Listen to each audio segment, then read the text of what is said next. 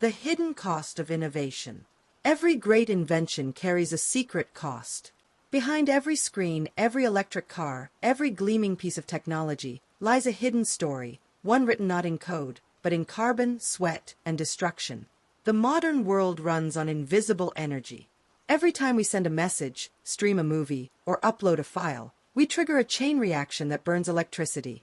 Most of that power still comes from fossil fuels, coal, oil, and natural gas. The data centers that hold our digital lives, the cloud we imagine as light and clean, are in fact enormous warehouses of machines that consume electricity equivalent to small countries. These servers never sleep. They hum endlessly, releasing heat that requires even more energy to cool. But the environmental price of progress doesn't end with power consumption.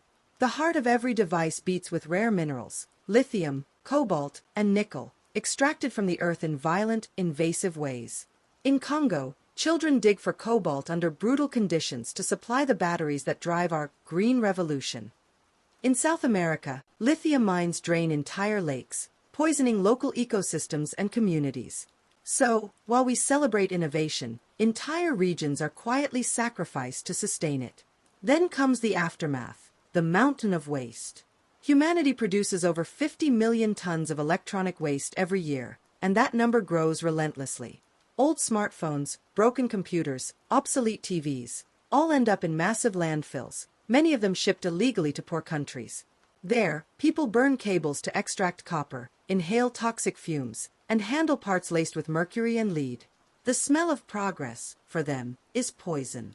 Even the solutions meant to save the planet have hidden costs. Electric cars, for instance, may reduce emissions on the road, but their batteries require metals that leave scars across continents. Wind turbines and solar panels depend on materials mined in ways just as damaging as oil extraction. So yes, technology connects us, enlightens us, empowers us. But it also consumes us.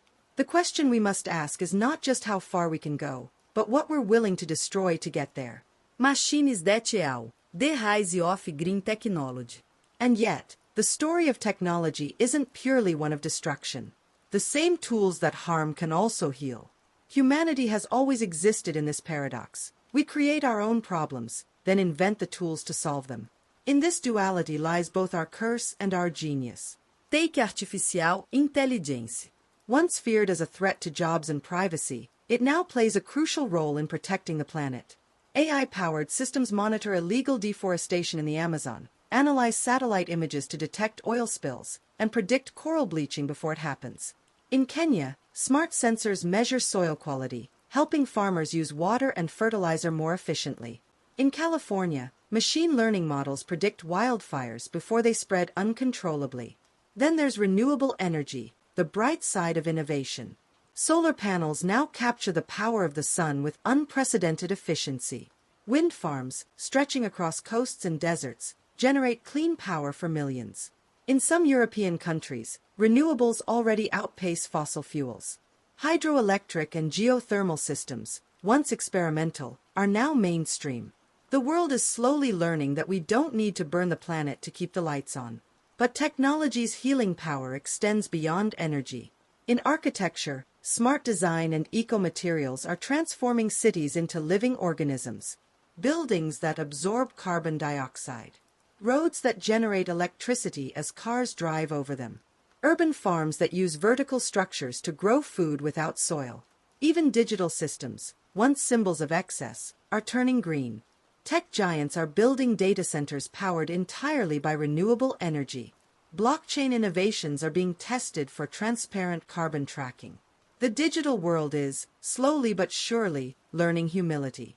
However, these solutions require more than innovation. They demand intention. Technology alone won't save the Earth. It's the human values behind it that matter.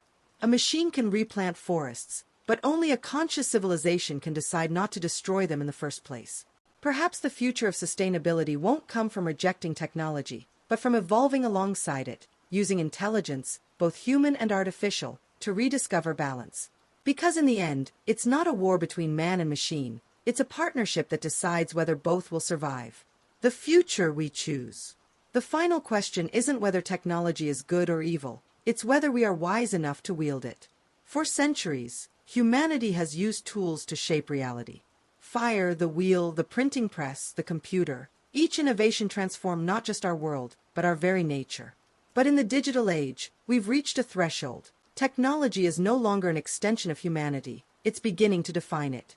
We are surrounded by invisible systems, algorithms predicting our desires, cameras recording our steps, networks tracking our habits.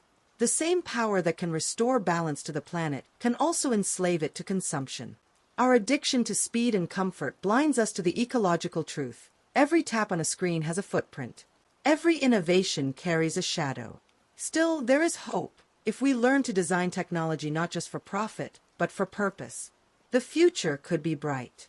Imagine cities where nature and machines coexist, skyscrapers covered in greenery, powered entirely by solar energy, oceans cleaned by robotic swarms that collect plastic and convert it into fuel, artificial intelligence governing ecosystems, optimizing the balance between human activity and planetary health. But it could also be dark. A future where humanity drowns in its own waste, where the air is filled with drones and smog, where we use technology to escape the planet we destroyed rather than heal it. The choice is not science fiction. It's happening right now with every technological decision we make. So, is technology destroying the Earth or saving it? Maybe both. Because technology mirrors our consciousness. It amplifies what we already are, our greed, our empathy, our brilliance, and our blindness. The machines we build are the reflections of our souls. The future depends not on algorithms, but on awareness. If we continue building blindly, the planet will rebel. But if we build with heart, intelligence can become illumination. Perhaps that's the real evolution we're meant to achieve, not smarter machines, but wiser humans. Because progress means nothing if the world that sustains it can no longer breathe.